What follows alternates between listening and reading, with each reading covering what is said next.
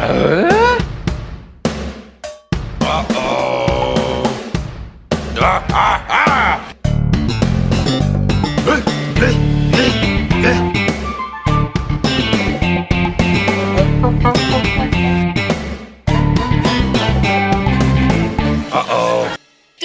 know what time it is? Home Impodcast time! That's right. Binford Tools is proud to present a Home Improvement podcast. My name is Adam Yola, my co-host, Jack-O-Lantern Jordan. Oh, what's up, Adam? How you doing? What's up, Jordan? Of course, we were played in today with a very special hit from my little brother's Puss. I believe it's called Halloween Dance Party. Yeah, and I just can't stop dancing right now. You can't see it, but it's a groovy tune. Yeah, can you turn on your camera just for a second so I can see your moves? You don't want to see them. All right, fair enough. But you know, I got feedback, I think, last year or the year before, because we played some music and I heard it was too creepy. So we went with more of a techno dance theme this year, and I think it's working. Yeah, and we had a lot of fun just about 20 minutes ago, kind of picking out music. Some of them were so scary. Yeah, just really, really scary. So much so that I walked over to the sink to get a cup of water before I often do before we record. I get a cup of water or a cup of coffee, and gotta stay hydrated. A dish kind of fell or was adjusted in the sink, and I'm very jumpy, Jordan. Yeah, all I heard was that dish like making some noise and then you yelling. I thought you had died. Yeah, and what did I tell you? I don't know. I think I said I wish I had or something. Oh yeah, so I was confused at that. Sure. Yeah. But yeah, you know what? It's this is an episode. We're covering a Halloween episode today. There is there's a party, you might say. There's a party. Oh yeah, very 90s. Fun party. But before we get there, we want to talk about, some people consider books to be among the scariest things in existence. If you're illiterate, there's nothing scarier than a book. That's true. So we want to talk today about a book that was sent to us. Isn't that right, Jordan? Yes. Luckily, we both can read, so we'll have some things to say about it. But yeah, you have the information about who wrote it, what's it about. We're going to talk a little bit about some of the things that are home improvement related. I don't know if people know this at this point, but we talk about home improvement related things on Home Impodcast. Indeed we do. The book we're talking about is Sitcom Writers Talk Shop, behind the scenes with Carol Reiner, Norman Lear, and other geniuses of TV comedy, written by Paula Finn. Lots of heavy hitters on this definitely, on this table of contents. Yeah, of course there is a home improvement bent to it, but we have quite a few showrunners here. I'm scrolling down here. There are chapters on, Carl Reiner, Leonard Stern, Norman Lear, James Brooks, Matt Williams, of course, Larry Charles, Phil Rosenthal, everybody loves Raymond. So, it's basically sitting down talking to showrunners or creative minds that kind of launched some of the more iconic shows of the last, there's a wide range, but I would say 30, 40 years probably. Mm-hmm. We're going to talk a little bit about the Matt Williams section today. That's right. Yeah. The first thing that I noticed when reading through this, and this was this a perspective copy? Is this book out yet? That's a good question. I don't know. All right. Perfect. Sorry. Perfect. But one of my favorite things that I read initially was home improvement. The sentence was home improvement is considered a global phenomenon. Or something like that. And I was like, yeah. I wish it was still considered that. No, it's the Matt Williams section was obviously the one we read the most, or I read the most of, which is to say I read all of it. I scanned other parts. It's a good dose of Roseanne to start out with, and it's some of the information was covered in the Carmen Finestra interview we did a while ago, but Matt Williams really butted head with Roseanne, and shocker, some bad blood. Didn't like Roseanne to speak of, which puts him in the minority of people. Oh, I would yes, say. absolutely. Yeah. But the home improvement section is illuminating. It's the inception. It's talking about what makes a good episode, and I think one of the more interesting things to me was, the perfect episode of Home Improvement is an episode where everyone is kind of active and they're moving towards something, and each character has their own kind of thing or things to do. Maybe it's Mark is he's trying to do his homework, or each character's kind of have their own separate plots that goals and plots that move him forward. Yeah, I liked when he was talking about like how he starts a show, and he was, because everyone has like a different creative process, and Matt was talking about how he would get out like a yellow legal pad or something, and then he would write down just all these different notes and connections and like Venn diagrams and all this kind of stuff. And then eventually he goes to like a computer or whatever, but he always refers back to these notes. He's just like you know, just likes that pen and paper. Yeah, that's true. That's true. I reject I just can't. I don't know. I just can't get into taking notes on the computer. But probably because I know that at any time the plug's going to get pulled and we're all going back to the dark ages. And it is a spooky episode, so I suppose that kind of sadness is welcome here. I did also like, there's, just mentions of like the cohesive cast and crew, which I feel like you really see that on the show. Like we've heard from Patricia Richardson, we've heard from Carmen Finestra, all this stuff about how like it was a fun crew, and a lot of the people stayed on for a long time. He reiterates the show's premise about men and women shouldn't live together, but they do. Exactly right. Yep, we've heard that quite a few times now. Yeah, that was definitely like, that must have been part of the pitch. Yeah. Right. Yeah. And he also called out Tim's boyish qualities as being very appealing, which I guess say. Yeah, why not? Well, I told you. And you know what? They're still appealing because in our Last Man Standing episode that really only a handful of people are going to be able to listen to, I refer to Tim as kind of a snack, and I think that's true for Home Improvement too. Oh yeah, definitely. Yeah, and that preview's coming out soon, or already came out. So yeah, it's probably already out. So if you want it, holla at us via the Patreon, and you can listen to our discussion takedown, rewriting of the Last Man Standing episode we covered. But we're not talking about that. We're talking about Sitcom Writers Talk Shop, written by Paula Finn. The book it looks like it came out September 22nd, so it is now available via Amazon, or that's one way you can find it. Wherever books are sold. Presumably wherever books are sold. So yeah, give it a read. I think fans of Home Improvement would get a kick out of it. Fans of TV would love it. It could change your lives. Yeah, I like the cover, too. It's got the little TV, it's got a Seinfeld scene right there. So, yeah, I definitely endorse this book. I did not skim through a lot of it like you did, but even just the Matt Williams section was very fun to read. So, definitely. With that, I think, is it time? Is it time? I think it's time.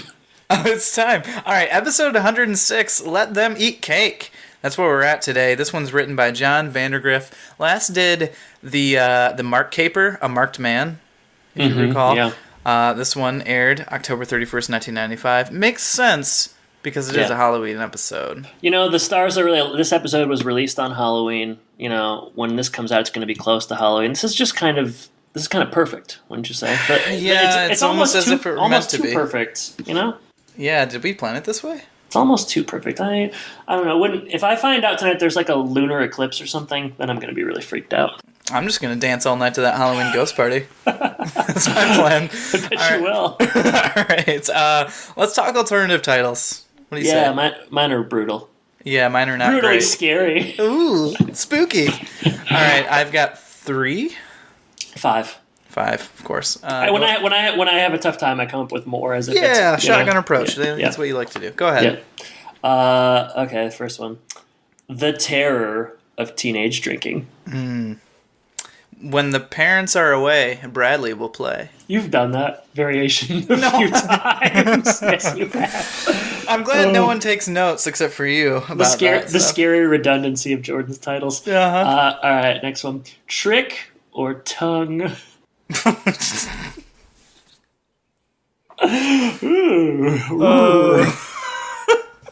right. How about a peer infection? How so? Peer as in his peer infects Bradley. Oh, okay. And then the ear infection. Oh, okay. Too much for you. A little too high concept for me. Yep. Okay. Spirited Halloween. All right. I really like the drinking. Yeah, the drinking and smoking of it all because I'm a bad boy. I was gonna say, are you drunk right now? Not too long. All right.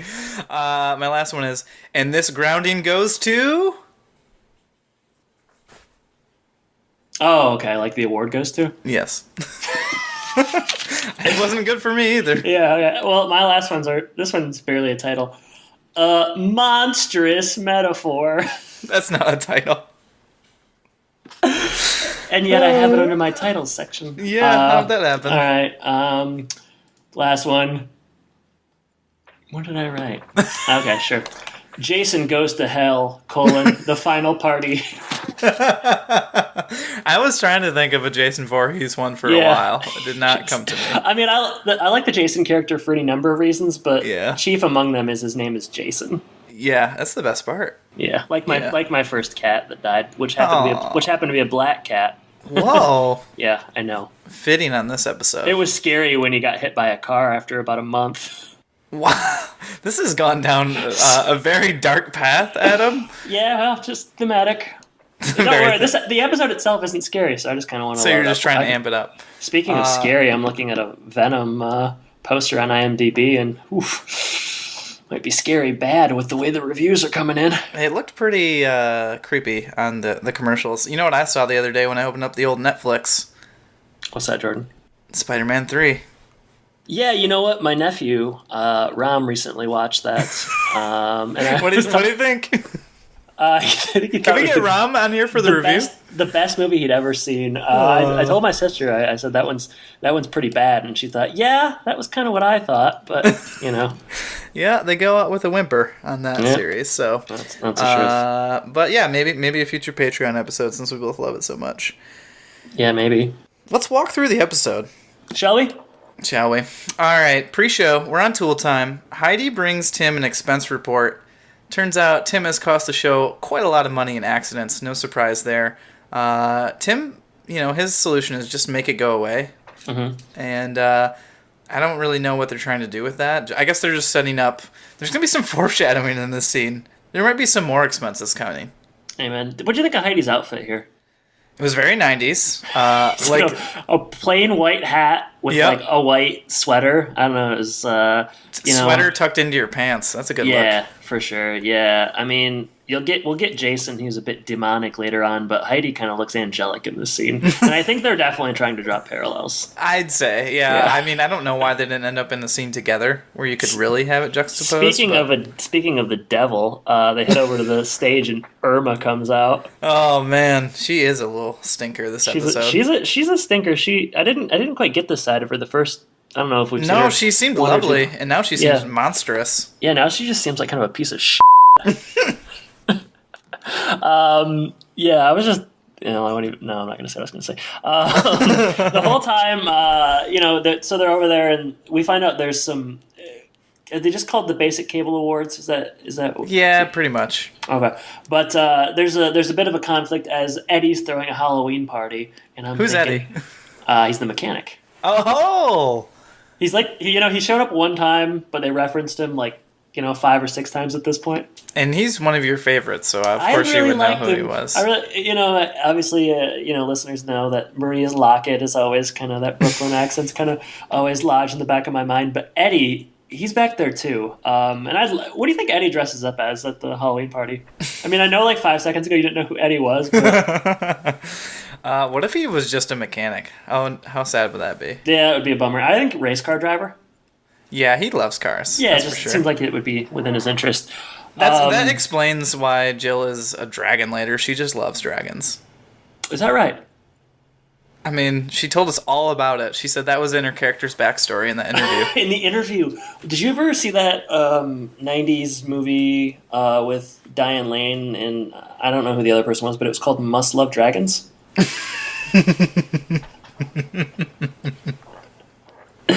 So stupid. And it took me a while to get there too. Yeah, it's bad enough when you tell a lousy joke, but it's a long lousy joke. Anyways, Tim wants to skip the Cable Awards because they never win. Apparently Irma just always, for lack of a better term, she cleans up at the award show. Yeah, she does. But Al says that they have to go. They have to go. Everyone's going to be there. Tim is very pessimistic. Al is optimistic. And Al, he kind of talks Tim into excitement a little bit. Yeah. And Tim gets so excited that he uses a tool and breaks something in the studio. Yeah, I didn't write that down. It's kind of redundant. I thought you lost your notes. Yeah, I had to take some new ones. Oh, double notes. Yeah, Double notes. Maybe you'll compare and contrast your notes after this. Throw them both in the fire. That will probably happen. We have a gas fireplace here, so I don't know how that would work necessarily, but I'm up for trying. Next scene. Mark's sick. Oh, to be sick on Halloween. Oh. Torture. It would be bad. No sitter, though. The sitter backed out. Yeah, he's got an ear infection, too. That's a bummer. I got one directly after your wedding, and no correlation, I hope. Well, the music was a little bit too loud. And it wasn't that Halloween ghost party mix that you wanted. No, it was too much Phil Collins, I think. No, but I can attest to the fact that ear infections stink. Randy can't babysit because he's going trick or treating on his own? Question mark. We'll talk about that later, but that kind of is the subtext. Yeah, apparently he's also going to be burdened with a note from his mother to get extra candy for Mark. Yeah. If I have to trick-or-treat alone and my mom is sending a note with me, I'm just going to stay in. I don't think Randy does anything alone. He's too cool. Not too cool in this one. All right. Where are we at here? Jason comes in. Oh, man, I love Jason. Jason comes in. He's a breath of fresh air. Dude, isn't Jason the best? I'd say. I mean... And I'm not talking about my brother. I mean, he's good, but he's no Jason in this episode. This Jason is, I mean, no disrespect to your brother, but this Jason is so much better. He's a real charmer. He loves tool time. He's a year older than Brad. He conservatively looks 5 years older. He does look quite a bit older. Brad's still got some of that, like, baby fat on his face. For sure. And you know what? They're probably pretty close to the same age in real life, but Jason, he's tall, he's very lean. He just kind of... He looks like a college-aged guy. Yeah, I could see that. Either that or like a senior. Before watching it the second time, I thought he was like 3 or 4 years older. Did you recognize this guy? I mean, did I remember him from the show before? No, other things. No, I don't recognize him from other things. Please tell me what he's in. Well, most notably, he's Kramer's assistant, Darren, in a late episode of Seinfeld. Yeah, that makes sense. Good stuff. No, this guy is good. This guy is very much still in the fold. Jordan, you're going to be surprised by some of these credits. Hit me up, baby. He wrote the screenplay for Yes Man. Oh. Which is a movie... Yes Man, Yes Man. I'm certain you like. It's pretty good. We watched that in a tent together, didn't we? Yeah, I'm not going to say what happened next. He also wrote the movie The D Train with Jack Black and James Marsden, which I've seen. It is interesting. It's kind of darker. And he's working currently on the untitled Bruce Almighty sequel. Oh, they're making a third one of those, huh? I guess they probably would say it's just the second one, since Evan Almighty shouldn't really count. Why not? They made it. Because Bruce isn't it. All right. Well, this guy also wrote for The Grinder, which was the Rob Lowe... Yep. TV show, Savage TV show, and he's done a lot of acting over the years too. But he's prolific. But I mean, number one on his list is Jason on Home Improvement for sure, and his name is Jared Paul. I should have said. I like him in this, and I like him in Seinfeld, and I think he's a good writer. And you know what? The best news is he'll be back like 3 or 4 more times. Yeah, I do. I didn't remember him until he came on, but then I remember him being a very big part of my life. It's hard to... yes, I do know. It's hard to imagine him coming back after this. Like, you would think with the way he's a bad seed, isn't he? Yeah, the way the character kind of exits, you're thinking, like, he's coming back 3 more times? How's that going to work? Well, I mean, we'll talk about this a little later, but Tim and Jill don't necessarily take anyone to task, so... No, Brad gets off the hook in this one. Jason gets off the hook too. That's Jared Paul, and he's coming in and he's schmoozing. Oh man, he's like I said, he loves tool time. He talks about how tool time is a metaphor for how we live in the '90s, and I'd say even today. I loved it. I love that line. I think it's so fun. That's just my kind of humor. Sure is. And initially. Tim and Jill are trying to get Brad to watch Mark. Brad says no, but Jason says, this is a great idea. He'd love to do it. And for sure. Jill does see through him immediately, while Tim is just kind of infatuated with him a little bit. Right, for sure. Yeah. Yeah. The parents leave, and I just like Jason's delivery. He tells Brad his plan. He's like, we're gonna have a party. And Paige and Bridget are coming as well. So yeah. What does he say after that? Something like you're not just gonna be a freshman. You're gonna be a freshman that threw an awesome party. It's very like '90s. I mean, we might end up cutting this out, but I don't know if you remember. You know Ronnie Steele, of course. The I know Ronnie Steele. The screenplay I wrote in graduate school. It kind of reminded me of the part where I'm writing like that fake. I don't know how well you remember, but that fake scene where it's like an '80s movie and they're about to throw a party at that guy's house. I don't remember that scene, but I remember that screenplay so much that I'm turning it into a book. So. You're novelizing it, yeah, that's true. Well, when you read through, you're going to find a scene where the two guys are considering throwing a party at Old Man McGill's, and the dialogue is a lot like this. So. And I'm not going to change a thing. Hey, you have final cut. No, I don't know. I like Jason. I like the rapport. It's good stuff. Yeah, there's a couple of times in this episode where there's like a delay before Brad responds, or they like pan to him, and he's just like staring at Jason. He probably is in awe. He's so in cool. love. Yeah, he is in love. Me too. Yeah, we're all there. So let's move on to the Cable Awards because I want to get back to Jason soon.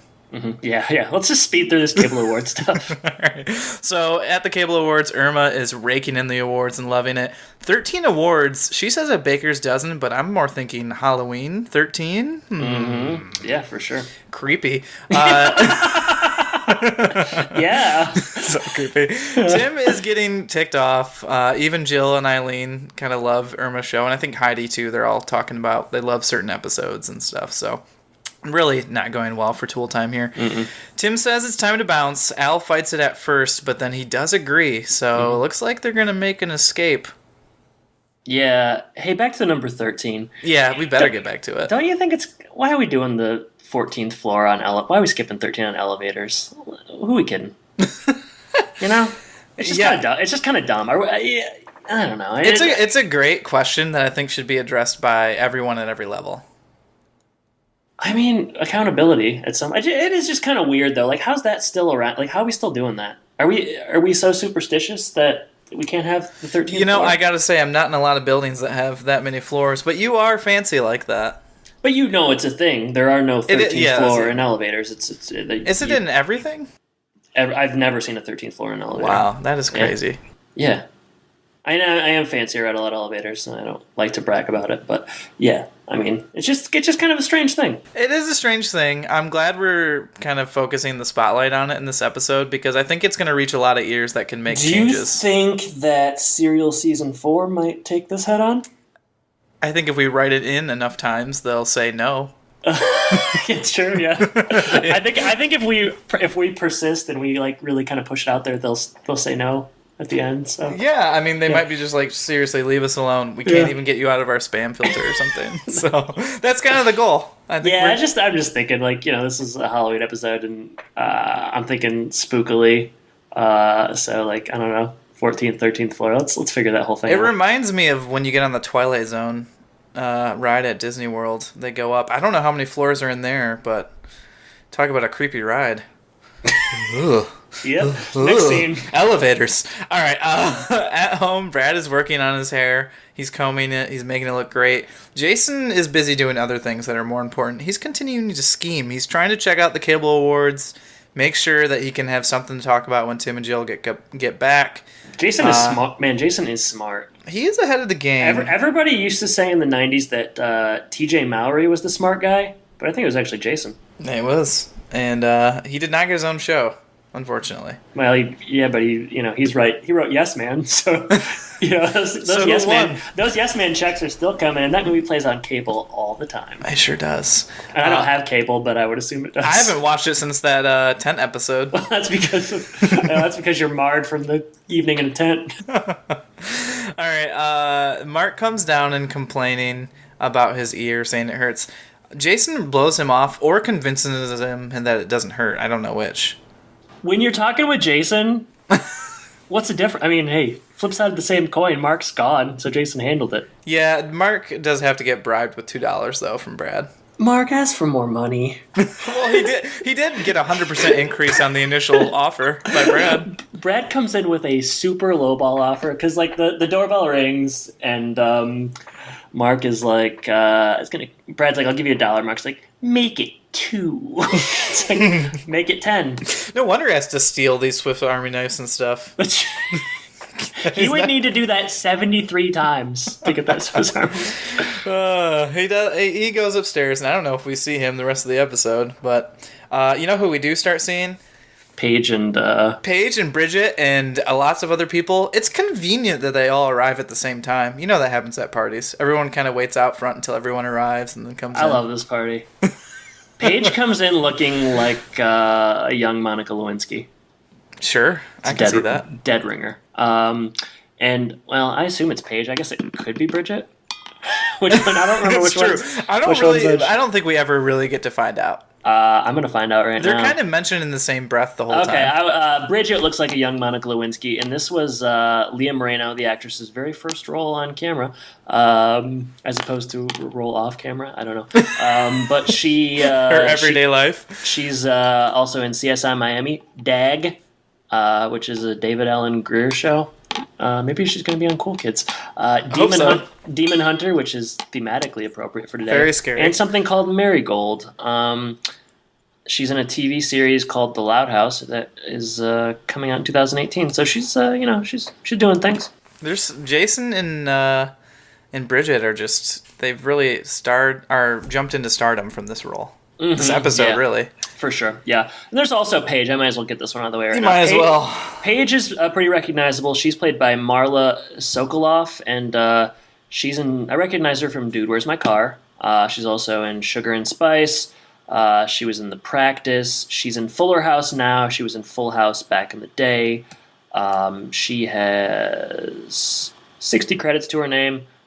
In something called Hollywood Darlings right now, so she too has worked a fair amount. So getting some familiar faces in this episode, little Desperate Housewives action as well. So, did you take law in high school? Yeah. Oh yeah. Did you have Miss Abinage? Because I remember watching The Practice every Friday, and it was a glorious experience. I did. I remember watching that's every Friday watching The Practice. Maybe that's too much. I don't know. Just take notes, Yeah, for sure. Because that's real law. All right. Hey, they had lawyer terms in that show. Legal definitely, terms, yeah. Definitely. Lawyer terms. I can tell you learned quite a bit from it. I did. We come in and the party is hopping kind of immediately. I mean, they're dancing to Mangled Lizards. Yeah, we get a lot of bad band name jokes. Little Brothers Puss, Mangled Lizards. There's another one that I didn't write down that maybe That's you okay. have. No, it doesn't I matter. didn't write down either. The phone rings. It's Jill talking to Brad. There's a funny thing where I think it's Paige is like, Jason, stop tickling me. Oh, Jason, come on! The biggest mistake he almost made. Yeah, and Brad has to act like he said that. And I do like this though. Yeah, it's pretty funny. And I don't know. I think that's kind of how the scene ends. Yeah, there's some really good dancing in this scene. I mean, later on, there's girls dancing on the table as if they were go-go dancers, just kind of in beginning of Austin Powers 2 or something. Yeah, the dancing it's good. It's good all the way around. Back to the award show very quickly. Irma wins again. Yeah. Jill comes back suspicious after that phone call. She says Jason was tickling Brad, and Tim, and we need to go home. And Tim says, if Jason is tickling Brad, I don't want to go home. It's a good line. It's a very good line. Tim is still kind of defending Jason here, and why wouldn't he? Well, I'm a Jason apologist. For real. Yeah. The camera kind of comes up, and he says, if it wasn't for Jason, Brad wouldn't be watching right now. And the camera comes up, and he says, hi, Brad. Back at home. Brad... He's really going to town.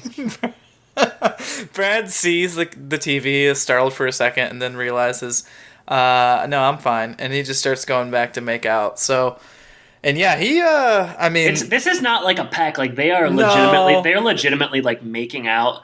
And Zachary Ty Bryan for sure loved this scene. Yeah, for sure. He was psyched when he saw the script come in, definitely. Yeah, it's just kind of weird. I guess that this is just going to happen now because, you start the show and Brad is 7 years old or something, and now he's he's making out with some girl, and it feels like it hasn't really been that much time. But for us it hasn't, but for him it has. It's true. But it was, I don't know, kind of strange to watch, just because it was, it's different than just, like I said, it wasn't a pack. This is It's a legit makeout. They were necking. They were necking for sure. And it cuts to commercial, too, which also kind of just, like, draws attention to the whole thing. It's just, like, kind of a creepy cut. So you just sat there in that moment. The scariest part of the episode was watching this kiss, frankly. The good news is they go right back to the awards. There is a Best Show award coming up. This is kind of the climax of the show. Not this episode, just this award show. And Tim and the clan are walking out. But, I mean, just when you think it's all gone too bad, they realize that they won. They have to come back in. Al comes out. I guess we should say that he went into the bathroom to change into his outfit. And he comes out, and he's in a mouse outfit. And then Eileen comes out, and she's in a cheese outfit. And aren't they just adorable? Yeah, very cute. Al and Tim go to accept it. Al on the way mocks Irma, which I liked. It's funny. He's like, I bet you feel pretty silly right about now. And he's dressed as a mouse, so it's pretty good. Yeah. Tim goes up there, gives a pretty decent speech about, just thanking the crew and his family. He also says some really nice things about Al, which Al gets choked up. And, Al looks and sounds ridiculous at this point when he gets his turn to talk. So he says something like, this proves that dreams can come true, and he came from a hole in the wall but never gave up. There's lots of mouse puns here, and it works for me. Yeah, the scene ends with a joke I don't really understand. I'm hoping you can explain it to me. Okay. Tim says that Al can replace the picture of his mom, the blown-up picture of his mom on the mantle. Oh, yes. And Al says, that picture's not blown up. The thing is, she's just so big that picture had to be that big to get her in it. What? It doesn't quite make sense. That doesn't make sense at all. Because I got that it was a fat joke, but I just didn't like. There's no logic to it. Yeah, at this point, everyone's drunk at the award show, so it works. Oh man, I was thinking like, what am I missing here? But yeah, you weren't missing a thing. What are they missing? Yeah. I'll tell you what I'm missing though. The party? That's Jason and the party. Cut to the party. Dancing on tables. Girls are dancing on tables, all alone doing. Brad is playing the air guitar. I mean, yeah, why wouldn't you? Yeah, why wouldn't you? I was as I watched. Very underrated moment in this episode. Yeah. Randy comes home at this point while the party is in full force. I love that. And this guy walks up to him. He says, "Hi, I'm Al. Got any butts?" Got any butts? And I'm like, it's very strange. Like, why would you ever walk up to this guy and say, "Hi, I'm Al," and then, got any butts? Well, here's also the funny thing. Randy's young, and he looks young. Yeah, so, he looks like 5 years younger. This kid that wants a cigarette, man. I mean, like, this must have been his last act. He must have asked everybody else, and this is all that's left. But I love the smoking and drinking, and I mean, like, they don't make a big thing about the drinking, which I actually kind of appreciate. Like, beer just kind of ends up there, which is how it would be at a party. Like, it wouldn't be like a big thing. Like, suddenly someone would be drinking beer, and I don't know. I liked it. You've been to a lot of these parties, so you would know. I mean, this is every weekend for me. Even today. Oh, I don't know. I don't know about today. Maybe tomorrow. Maybe tomorrow. Yeah, Randy. Like I said, Randy is coming home here, and then he's trying to figure out what's going on. He finds Brad and tries to figure it out. Quickly, he is shooed away, and they want his candy. Jason, he takes care of the younger brothers with, he's very swift with that. And, yeah, Randy's manhandled here. Yeah, Jason is 8 feet taller than Randy, tentatively. Conservatively, yeah. Around this time, someone says, "Who's the guy with the jack-o'-lantern over the fence?" And turns out Wilson has been watching, and he's got a pumpkin on his head, and Brad knows he's in deep trouble. So he goes out to talk to the pumpkin, and we take a break. Hey, Wilson. How's it going?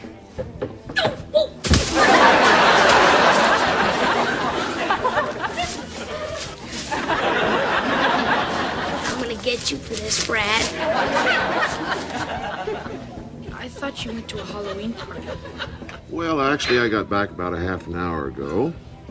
Seems you're having quite a party over there. Actually, it's not a party.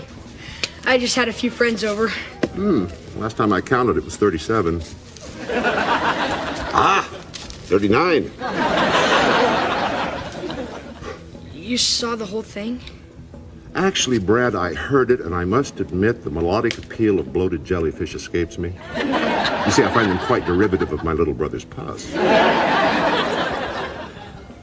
You're not going to tell my parents, are you, Wilson? Oh, Brad, you put me in such a quandary. On the one hand, is it a neighbor's place to get his friend's son in trouble? And then on the other hand, I'm reminded of the Roman Quintus Horatius Flaccus, who said, "For it is your business if your neighbor's wall catches fire." Yeah, but what about the words of a great American, Mr. Rogers? He said, "Won't you be my neighbor?"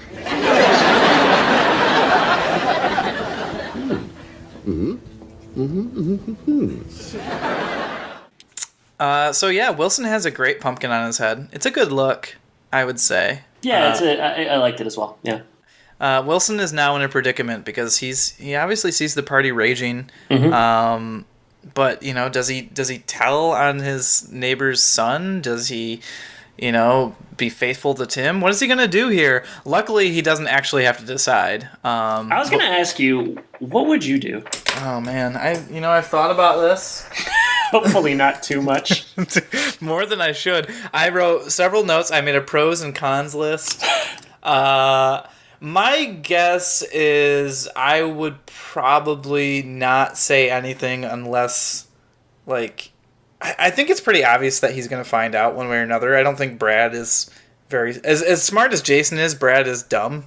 Yeah. In this regard, so I think he's going to find out, so I would just assume that would end up happening. But, if for some reason Tim comes to me in a couple of weeks and Brad is still being sassy or something, maybe I would tattle on him. I don't know. I would not, only because it's just kind of a mess. I would just say that I wasn't home, and if it happened again, maybe I'd get involved. Yeah. But this Brad is, at least in this episode, doesn't have the fortitude to pull this off too many more times, so it's going to kind of work itself out. It will. Brad has about 40 people over. Wilson came out at the loud music, as you heard. There's some more band jokes. I think this is the other band that we didn't write down. So perhaps Wilson knows the band's names as well, which is interesting. A question that there are kids just making out all over this lawn too. It's pretty classic. Laying in the bushes on the hose area. I don't know, what are they doing? But they're laying on the hose area. That's exactly right.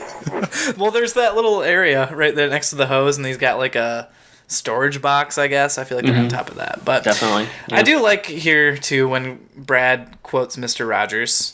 Mm-hmm. And it's enough to convince Wilson. Seemingly. Very thought-provoking. Wilson's I think Wilson he'd gotten into some spiked cider that evening. That's why he's wearing the pumpkin hat. He doesn't want anyone to see his eyes. His eyes are bloodshot. And that's the scene. So we go back inside. Like I said, Wilson doesn't need to decide at all because right now, I bet Wilson let out a real through his pumpkin. He was probably really relieved that he didn't. He wasn't put in a position to have to deal with it. Yeah, you don't. I mean, it's a bad situation to be in. You don't really want to tattle on Brad, but Jordan, your hands are literally tied. Are they? Literally, yeah. I don't feel like they are. Well, whatever. Back in, like we said, Tim and Jill are coming home. A Knight and a Dragon. Another good costume done by the Home Improvement crew here. I really like the dragon here. For sure. And they start walking in, and they're not even. I mean, they're mad, but they're not furious. I feel like, I guess maybe Jill was kind of expecting it, from the phone call. Yeah, she was not that surprised. They take it pretty well, surprisingly. They're kind of walking around and talk. The kid comes up and is he has a cigarette dangling from his mouth, and that's just a great visual. I get the feeling that Al is just kind of walking around this party with a cigarette in his mouth, trying to look cool, and no one will talk to him. He doesn't even really smoke. He just wants people to think he smokes. Yeah, he never lights it. That's what I get from Al. Why is his name Al? You could choose literally any other name. I don't know. It might not even have been Al, and I just wrote it down Yeah, I that think way. you made that up. I think it's Pal. Like an Uncle Buck. That guy at the bowling alley's name is Pal.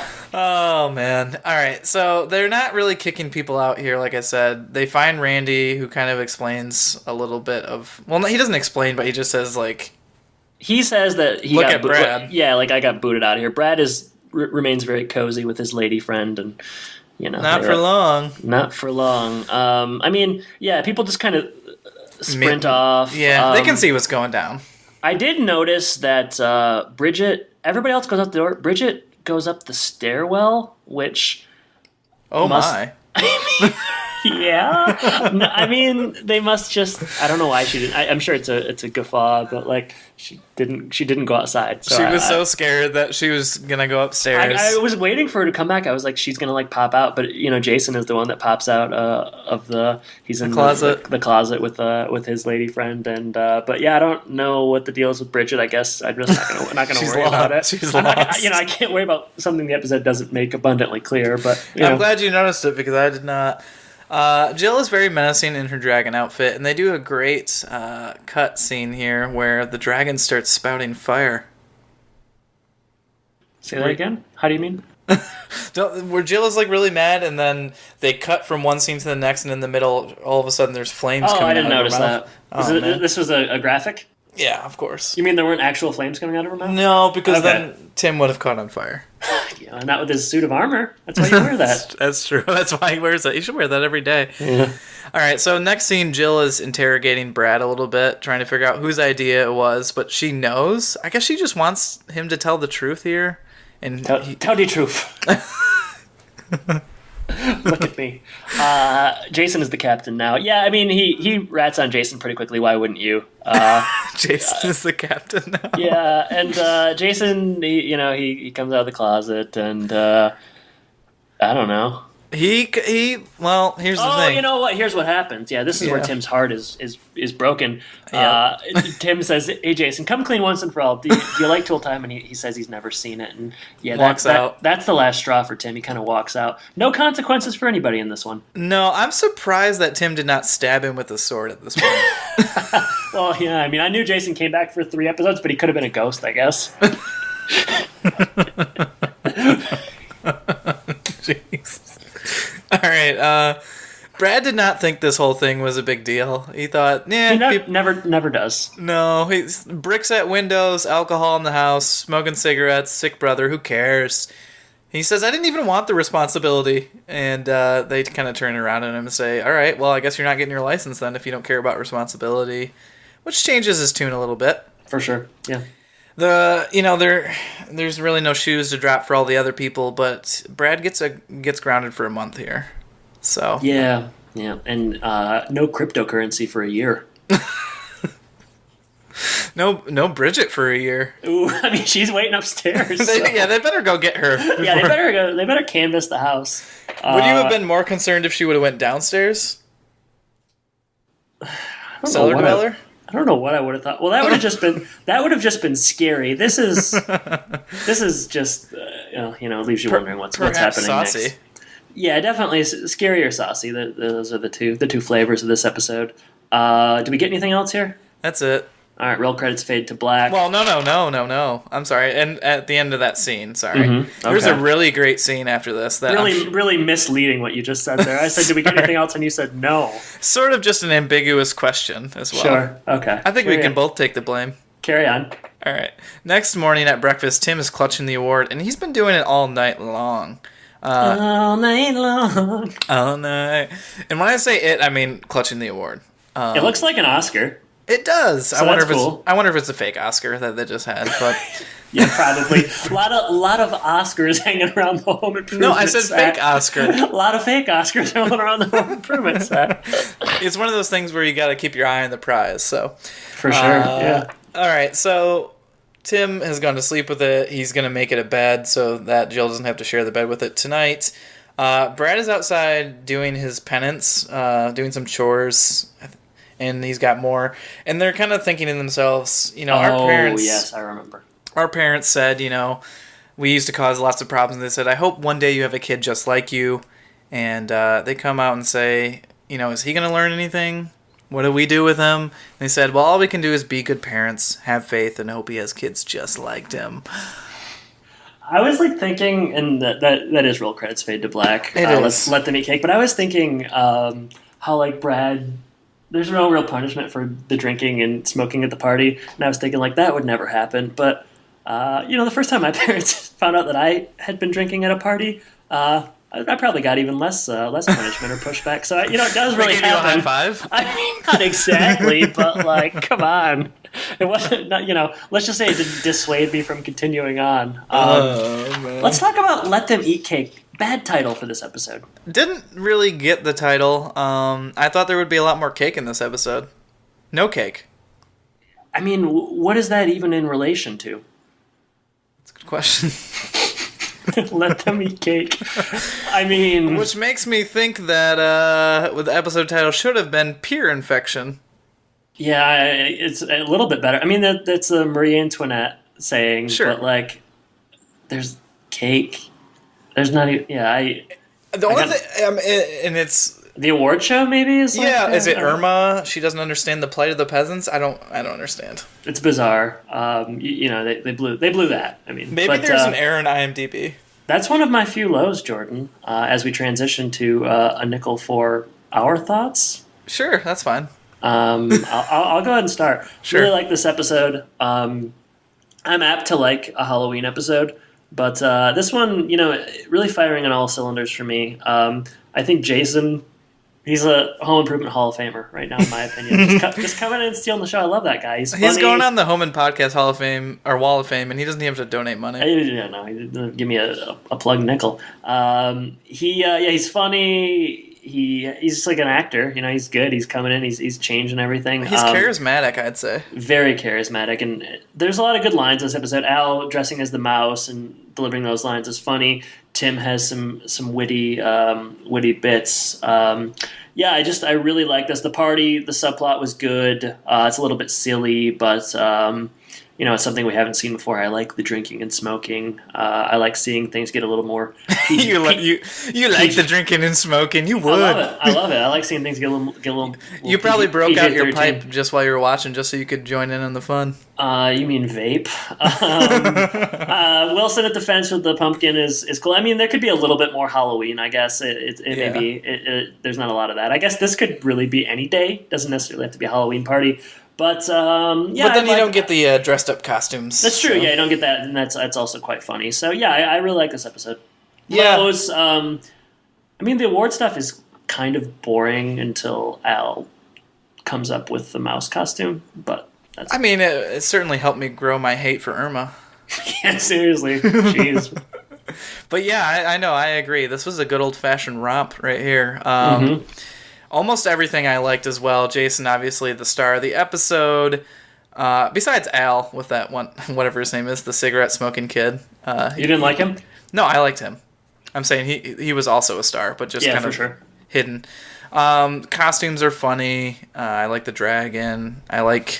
I really don't even... The awards thing, I guess it didn't really drag on for me either, because they're kind of short stints, those scenes, so there's not really enough... you're right. There's a lot of cutting in this one. Yeah. Maybe the only things that I didn't really like so much is, Wilson's scene doesn't really amount to anything, I guess, because he doesn't really have to... there's not much substance there. It's just completely just It's all the Mr. style. Rogers joke. Mm-hmm. And then maybe the band jokes don't really land for me, but other than that, it's a good one. One of my favorite of the young season 5 so far. Yeah, definitely agree.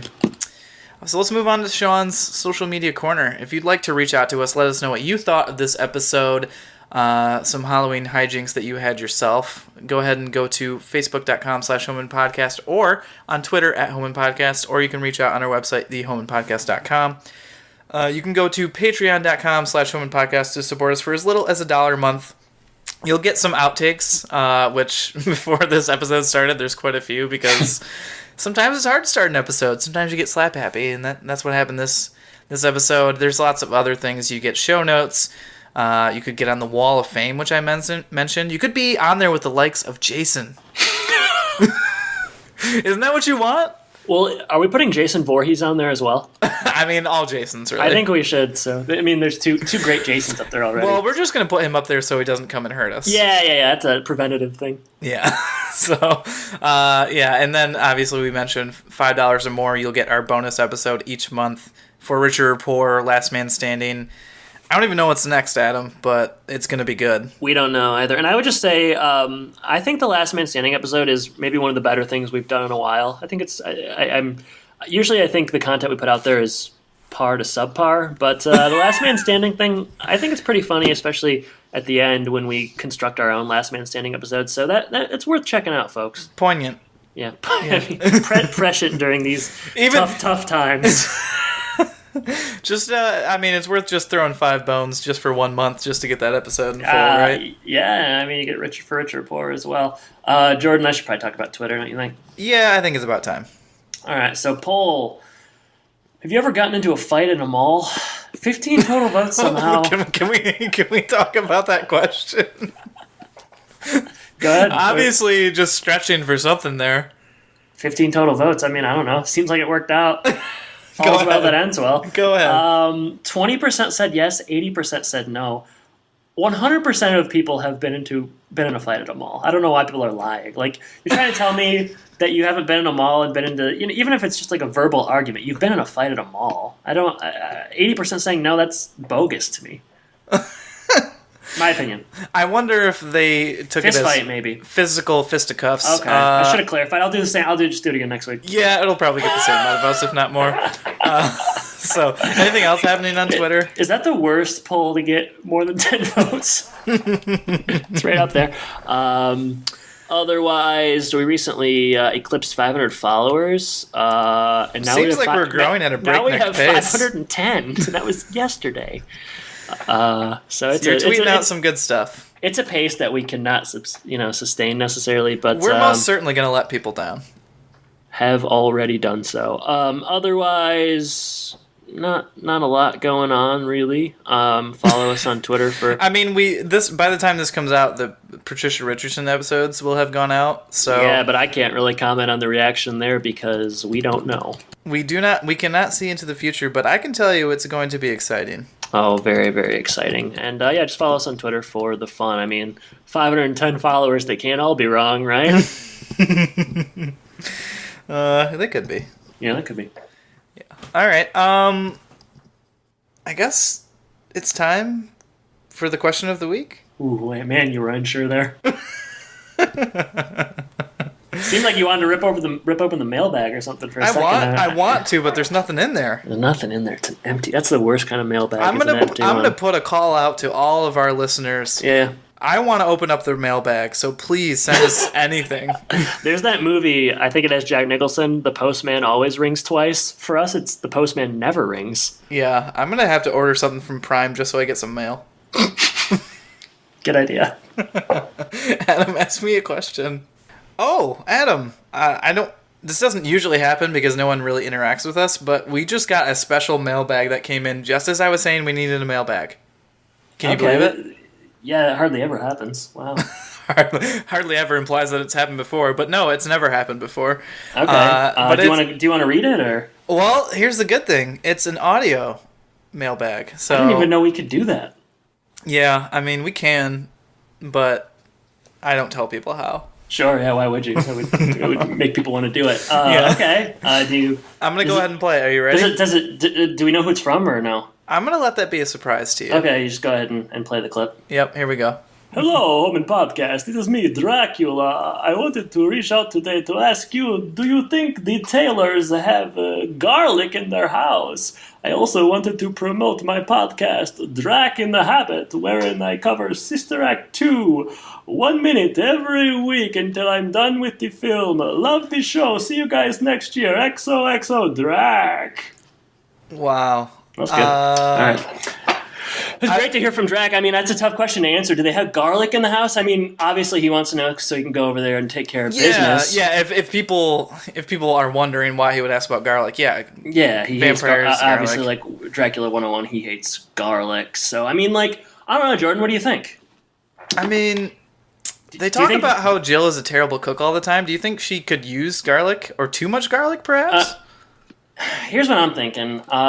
They do like, doesn't she make like bad spaghetti or something in one episode? She makes bad everything. Bad everything. I think the tough thing about this question is I think it's probably on a week by week basis. If they need garlic for a recipe, they have it. But I don't think that they just have garlic, hanging out or anything. So really, Dracula is kind of playing a risky game here. I wouldn't go in unless he was certain. But he can do some reconnaissance. I've got some advice for Dracula. Yeah, go ahead. All right, so oftentimes it seems like Randy or Brad will walk someplace from the house. Okay. So careful. So maybe just wait until one of them is out, and then he can get some feastings on a snack. How about that? Okay. So kill them as opposed to just asking them if they have garlic in the house.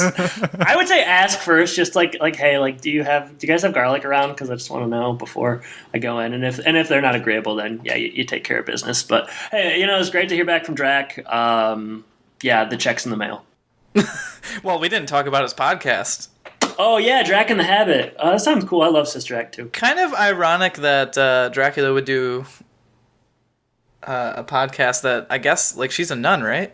Mm-hmm. Yeah, that's irony, Jordan. That is irony.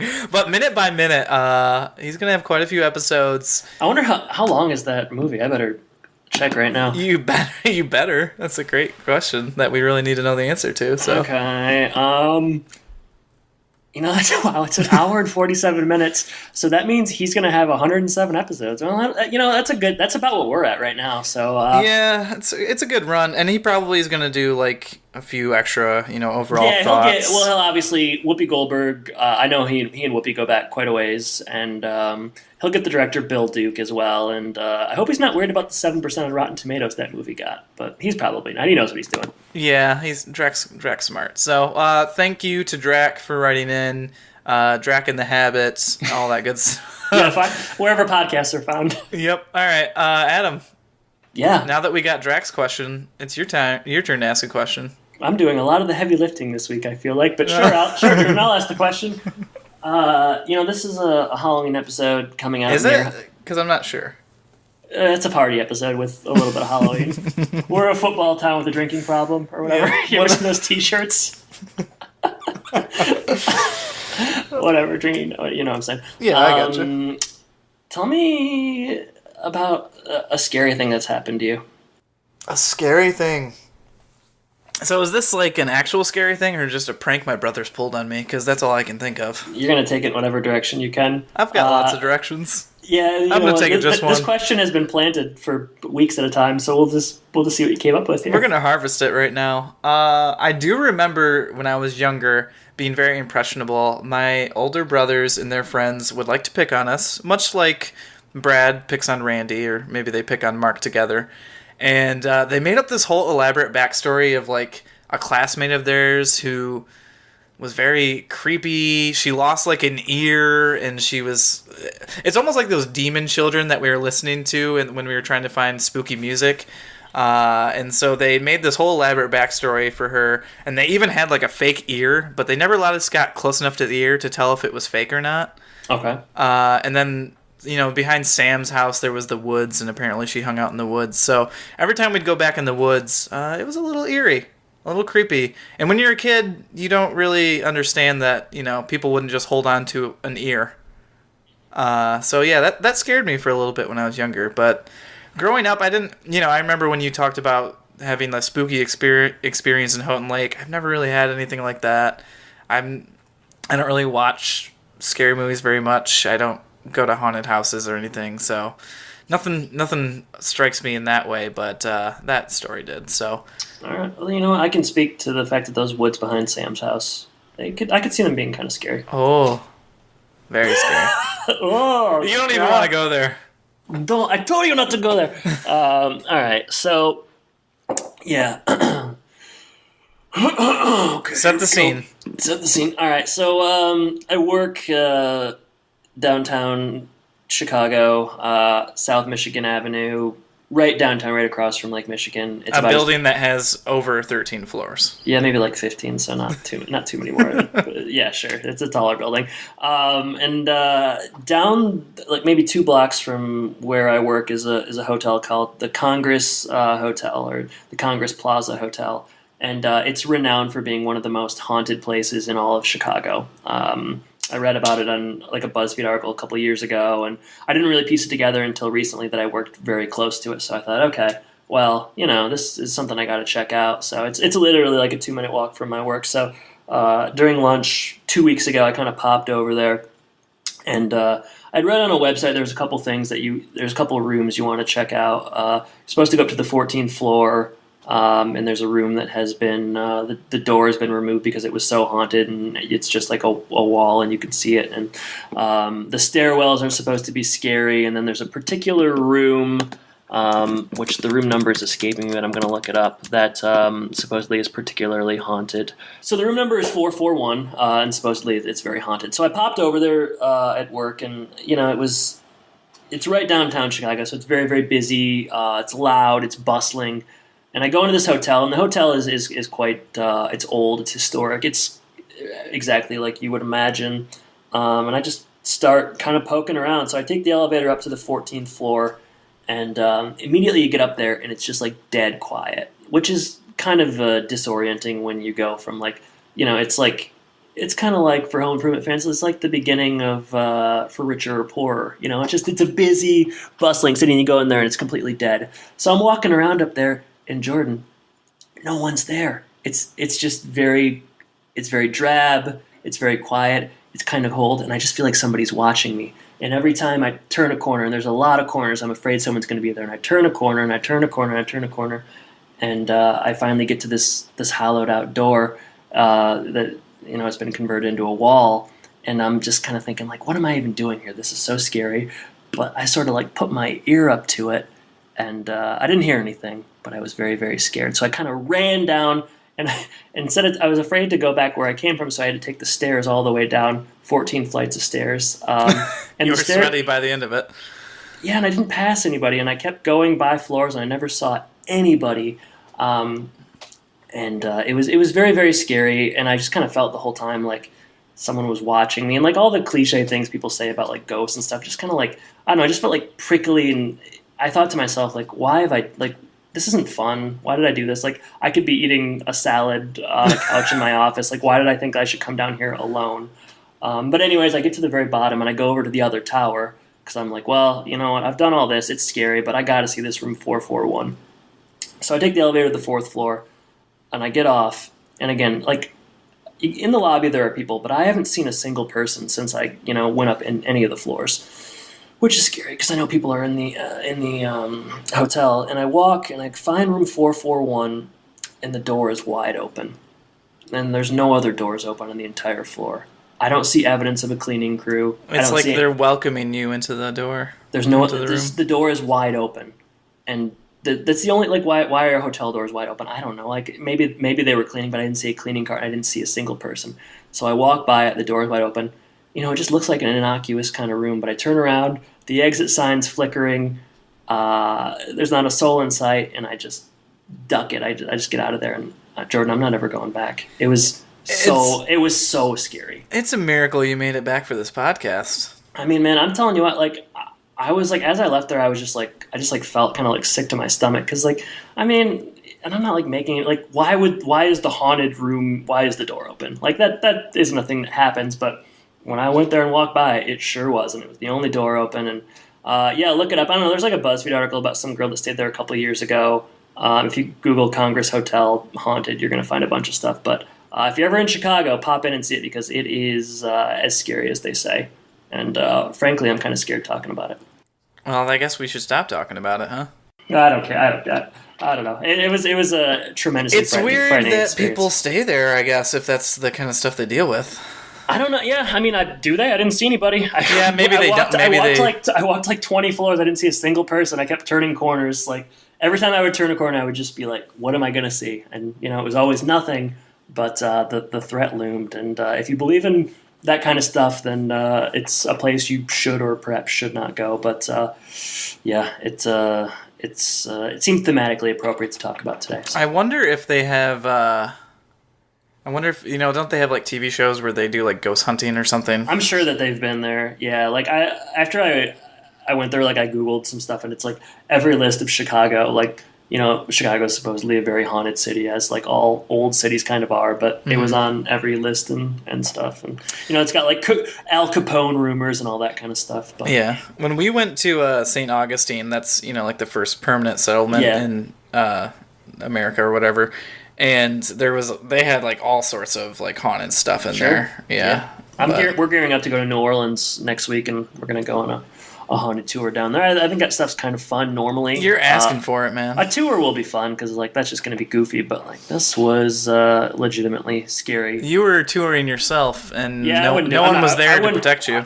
I wouldn't do it again. I would maybe go with somebody else, but yeah, not going back on my own. Well, Jordan. Wow, that was probably tough for you to relay. So, I mean, you've been bottling that up for a while. No, I've told like 50 people that story. All